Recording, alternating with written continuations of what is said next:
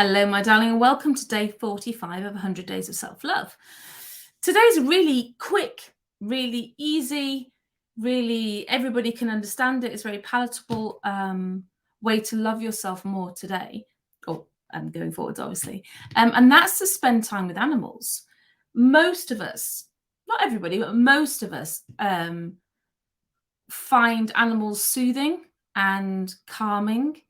And for many people, they you can prefer animals to humans, let's just say, because they're less complicated, they're easier to understand, they have basic needs, and they're usually pleased to see you, unless they're cats, and then it could go either way, I'm not gonna lie. So it's just thinking about, for example, if you really, really love dogs, but you can't have a dog for whatever reason, then it's just about borrowing somebody else's dog, or volunteering in a dog shelter, or just hanging out in a park where you're going to see dogs and they're going to come play with you. Do you know what I mean? There's lots of different ways that you can spend time with animals, not just having your own.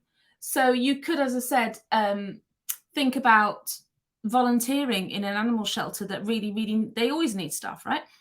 But it's also thinking about hanging out with friends that have pets that you really love. And if you do have pets, sometimes the pets kind of get squished in the spaces in our day.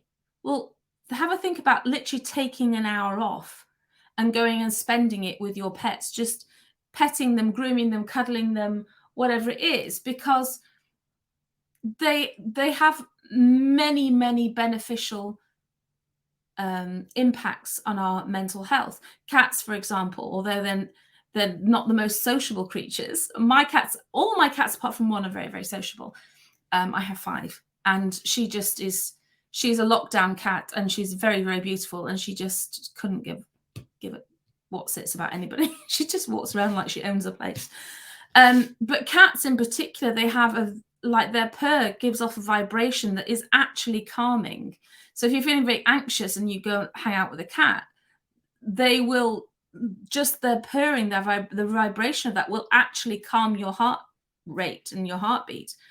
Horses, for example, that's my other favorite pet. They're one of the only animals that regulate their heartbeats to you. So horses always know when you're sad. Like one of my horses especially, she'll come up to me if she knows I'm not doing very well, and she'll just kind of like nudge me around a bit. It's kind of like a horse hug type of thing.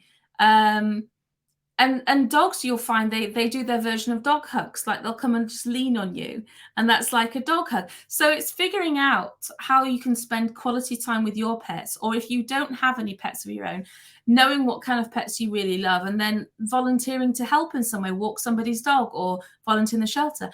And it could even be going and hanging out at a petting zoo. Depending on where you live, there's always somewhere that you can go and feed animals or hang out with them. The little petting farms, etc. So part of self-love is just figuring out, expressing your love in ways that aren't as complicated maybe as it would be with humans. And pets are always usually which one? Pets are so happy to see you, and they can offer you unconditional love and just complete. They're great as well to talk to. Have you ever found that? Like you can just sit and talk to a dog for hours, and the dog will just sit and look at you with the most adoring eyes.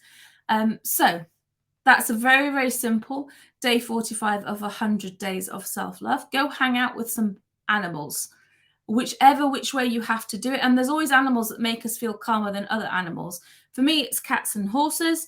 For you, it could be dogs, or it could be a snake, or a llama. One of my friends really, really loves llamas. So have a think, but make it happen, because it is an expression of self-love to give our souls what they need.